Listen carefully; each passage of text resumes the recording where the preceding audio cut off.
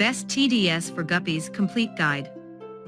TDS is an important water parameter for all sorts of fish species.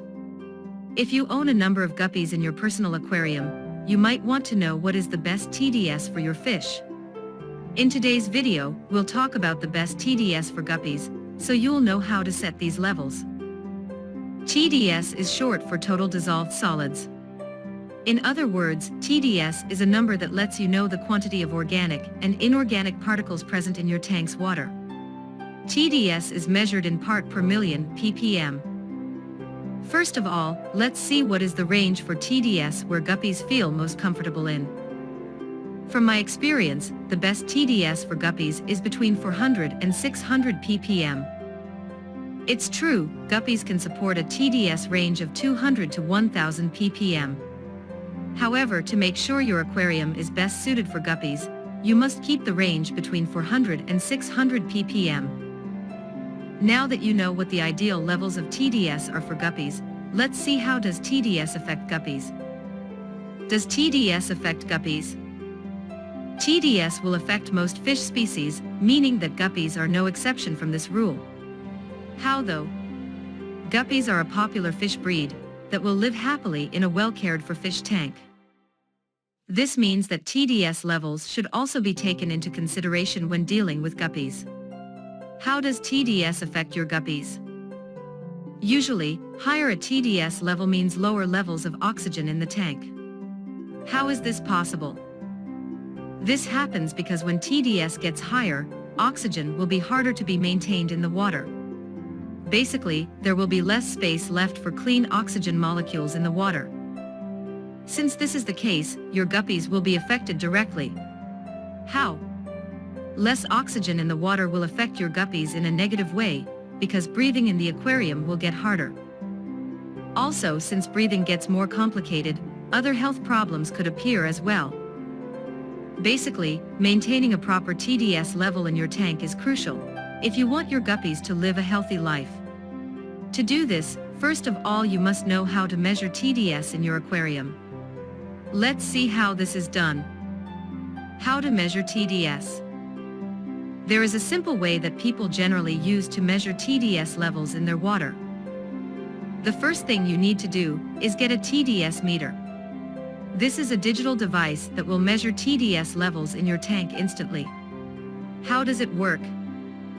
There are many companies who produce these devices, but the general work process that you need to follow is this.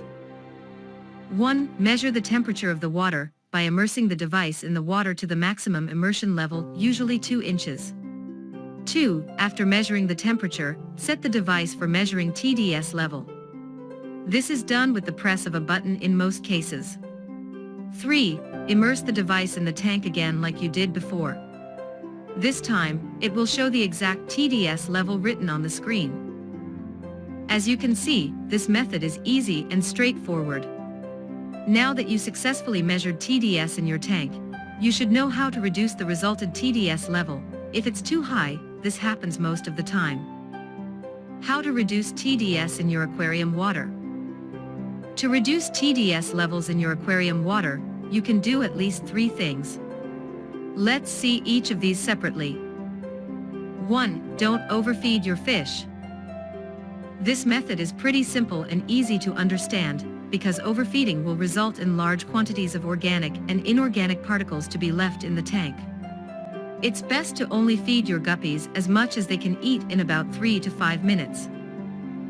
This way, you make sure the food won't be left behind, and TDS will remain at proper levels. 2. Do regular water changes. Regular water changes are essential to keep TDS levels in check. If you don't change your aquarium water regularly, great amounts of waste can pile up in the tank. Of course, this will result in higher TDS levels. Be sure to change the water regularly to keep everything in check. 3. Do regular aquarium maintenance. Besides changing the water, you also need to clean the tank itself from time to time. This is needed to get rid of every bit of waste that might stick to the tank's substrate or walls. This is actually the most important step, because a dirty tank will surely contain higher levels of TDS. Why is TDS increasing in your guppy tank?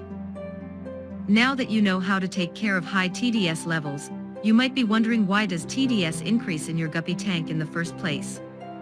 There are multiple reasons for this. The most common explanation for TDS increase is the use of tap water. Such water will come with a higher TDS level from the start, and if you don't do the steps I mentioned above, TDS will increase much more quickly in the aquarium. Another common reason is the use of fertilizers that will make their way in the water you're using. Fertilizers, even in small amounts, will greatly impact TDS in your tank because they contain a lot of mineral leftovers. To get rid of these, make sure to change the water as mentioned above. The water filter can also build up waste, so make sure to clean the filter regularly to get rid of unwanted waste. Conclusion. All in all, TDS is an important factor you need to keep in check when owning an aquarium. As seen above, many things can cause a spike in TDS levels. I recommend that you apply all three methods described above to reduce TDS in your fish tank. This way, your guppies will live a long and healthy life.